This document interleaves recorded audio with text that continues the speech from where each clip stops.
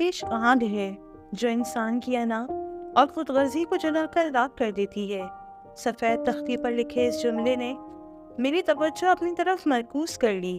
آنکھوں سے سن گلاسز اتارتے ہوئے میں نے ایک گہری نظر کمرے کے در و دیوار پر ڈالی جو مجھے بے چین کیے ہوئے تھیں۔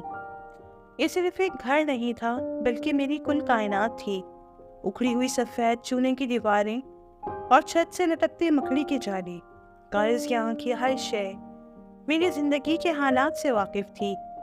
گرد سے ہٹا فرنیچر اور دیوار پر موجود یہ تختے مجھے دوہری اذیت دے رہے تھے، مگر میں اپنے اندر کی ٹوٹ پھوٹ کو نظر انداز کیے سکوت کی کیفیت میں کھڑا ہر چیز کو دیکھتا رہا۔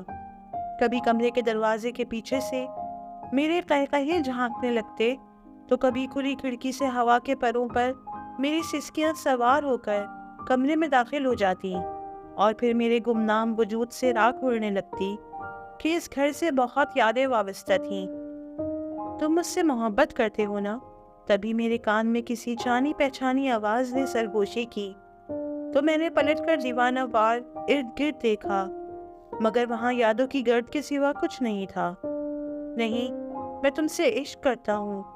کچھ عرصے پہلے اپنی کہی گئی بات میرے کانوں سے ٹکرائی تو ایک اذیت میری روح میں اتر کر میری سانسوں کی رفتار کو کم کر گئی۔ عشق آگ ہے جو انسان کی انا خود غرضی کو جلا کر راکھ کر دیتا ہے۔ اس فسوں گر نے ہنستے ہوئے مجھے عشق کی خاصیت بتائی تھی اور میں نے کھل کر مسکراتے ہوئے اسے اپنی باہوں میں سمیٹا تھا۔ عشق پانی ہے جو انسان کے اندر کی بے سکونی اور بے چینی کو بجھا دیتا ہے۔ کچھ عرصے قبل میرے کہے گئے الفاظ آج میرے وجود پر ہتھوڑے کی مانند برس رہے تھے اور میں نے تھک کر کھڑکی کے پاس آتے گہرا سانس لیا۔ باہر رات کی سیاہی کا راج تھا، چاند ناراضگی کی چادر تانے کہیں دور چھپا بیٹھا تھا اور درخشاں ستارے اپنی چمک سے زمین زادوں کو روشنی فراہم کرنے کی کوشش میں ہلکان تھے۔ میں نے آنکھیں بند کر کے ہوا اپنے اندر کھینچی کہ شاید اس عمل سے میری بے چین روح کو قرار مل سکے، مگر یہ کہاں ممکن تھا۔ اس گھر کی ہر جگہ ماضی کی یادوں کے کفن میں لپٹی تھی جو میرا سکون اپنے ساتھ لیے قبر میں اترنے کے لیے تیار تھی۔ تمہیں چاند پسند ہے یا تارے؟ تبھی دور کہیں سے اس کی آواز سنائی دی۔ میں نے اپنے دل کے مقام پر ہاتھ رکھ کر اپنی تکلیف کم کرنے کی کوشش کی۔ چاند، کیونکہ یہ تاروں سے منفرد ہوتا ہے، غیر معمولی اور بے انتہا خوبصورت۔ تم جانتی ہو نا کہ مجھے روشن چیزوں سے کتنی محبت ہے؟ میں نے اسے جواب دیا تھا اور وہ میری بات پر افسردہ ہو گئی۔ اگر کبھی میری خوبصورتی میں کمی آ گئی تو تم مجھ سے محبت کرنا چھوڑ دو گے؟ وہ پریشانی کے عالم میں مجھ سے پوچھ رہی تھی، اور مجھے یاد ہے میں نے اس کے ہاتھ تھامتے محبت بھری نگاہ اس کے چمکتے اور روشن چہرے پر ڈالی تھی۔ محبت خوبصورتی کا دوسرا نام ہے۔ محبوب جیسا بھی ہو، وہ محبت کے سانچے میں ڈل کر حسین ترین دکھائی دیتا ہے، اور تم مجھے ہر حال میں قبول ہو۔ میں نے کس قدر خوبصورتی سے اسے اپنے ساتھ کا یقین دلایا تھا۔ میری آنکھوں سے چند آنسو بہہ کر گالوں پر بکھرے تو میں نے کھڑکی سے دور ہٹتے اپنے قدم اندر کی طرف بڑھائے جہاں لکڑی کے بیڈ پر سفید بستر پڑا تھا۔ میں سست روی سے چلتا اس کے سرہانے کی طرف آیا اور اس کا تکیہ اٹھا کر سینے سے لگاتے اس کے لمس کو محسوس کرنا چاہا۔ اس کپڑے اور روئی کے تکیے سے مجھے اس کی خوشبو محسوس ہو رہی تھی۔ اس کے لمس کی گرمائش میرے اندر اتر رہی تھی اور میں بے بسی کی مورت بنا اس بے جان سی شے سے اپنی زندگی کو محسوس کرنا چاہتا تھا۔ کیا ہوا تھا اس روز؟ کیوں ہم دونوں کو بچھڑنا پڑا؟ ہماری محبت کو کسی کی نظر لگی تھی یا میری بے وقوفیاں اسے کھا گئیں؟ اب مجھے اچھی طرح یاد تھا کہ جاب میں ترقی کے بعد مجھے پاکستان سے باہر بھیجنے کا فیصلہ کیا گیا، اور میں اپنی ترقی پر اتنا خوش تھا کہ اپنی محبت کو داؤ پر لگا کر باہر چلا گیا۔ وہ بہت گڑ گڑائی تھی، بہت روئی تھی۔ وہ کہتی تھی کہ مت جاؤ، لیکن میں اس کی بات سننے کے بجائے اسے خوشگوار مستقبل کے خواب دکھانے لگتا۔ میں زیادہ کماؤں گا تو ہمارا مستقبل سنورے گا، اور ویسے بھی 2 سال ہی کی تو بات ہے۔ میں اسے راضی کرنے کی کوشش کرتا اور وہ غصے سے چیخ پڑتی، میں تمہارے بغیر ایک پل بھی نہیں رہ سکتی، تم ہی میرا مستقبل ہو، مجھے دولت نہیں چاہیے۔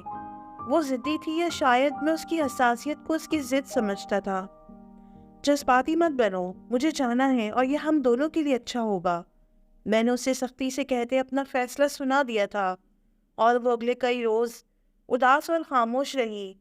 جب میرے جانے کا دن آیا تو اس کی آنکھیں مسلسل رونے کی وجہ سے سوجی ہوئی تھیں، آواز بھیگی ہوئی اور چہرہ مرجھایا ہوا تھا، مگر میں حقیقت پسندی کی سیڑھی پر قدم رکھتے اور دور نکل چکا تھا، اسی لیے مجھے اس کی آنسوؤں سے بھی تکلیف نہ ہوئی۔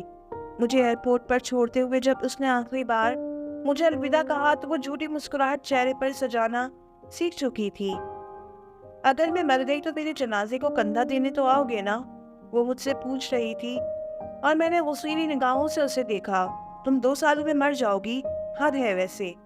مجھے اس کا رد عمل سمجھ نہیں آ رہا تھا، اس لیے میں اسے ڈانٹتا رہا۔ مجھے تمہاری جدائی مار دے گی، تم جانتے ہو نا کہ مجھے اندھیرے سے ڈر لگتا ہے، میں رات کو اکیلے نہیں سو سکتی، مجھے کڑکتی بجلی سے خوف آتا ہے۔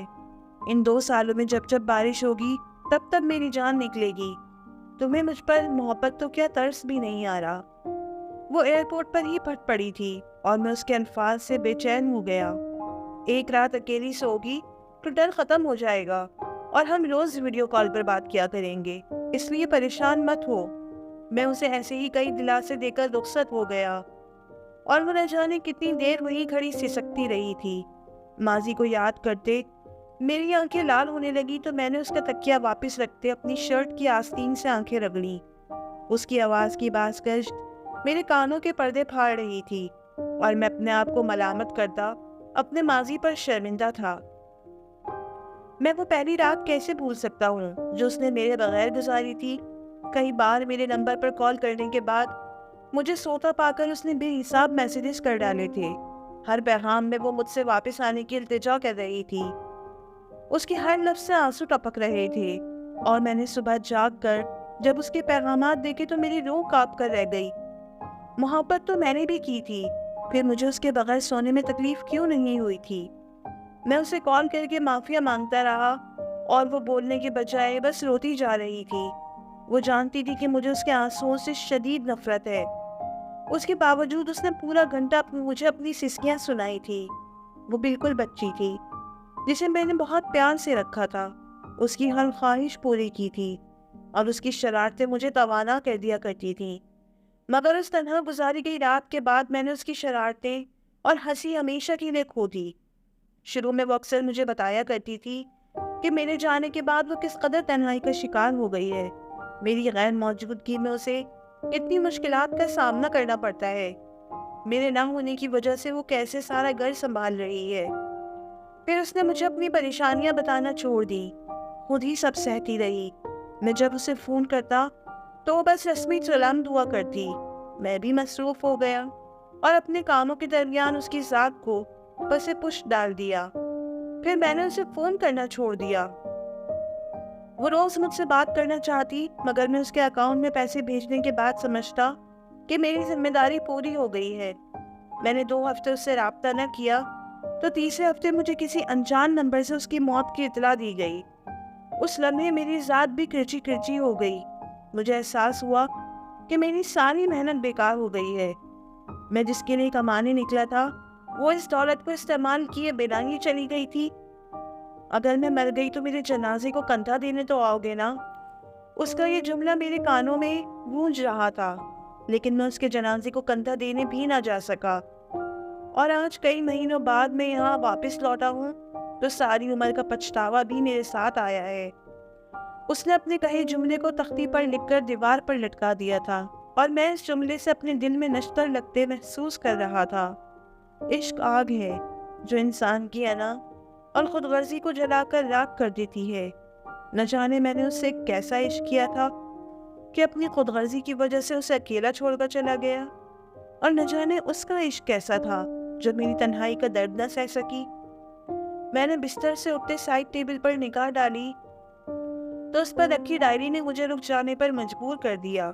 کانپتے ہاتھوں سے ڈائری اٹھا کر اس کا پہلا صفحہ کھولا تو اس پر چند الفاظ لکھے تھے: مجھے تمہاری دولت کی نہیں بلکہ تمہارے وقت اور ساتھ کی ضرورت تھی، مگر افسوس تم مجھے وہ نہ دے سکے میں پہلے جملے سے زیادہ پڑھنے کی ہمت نہ کر پایا اور ڈائری واپس رکھتے تیز رفتاری سے چلتا اس گھر سے باہر نکل گیا کہ اگر میں مزید چند لمحے اس گھر میں گزارتا تو میرا سانس بند ہو جاتا۔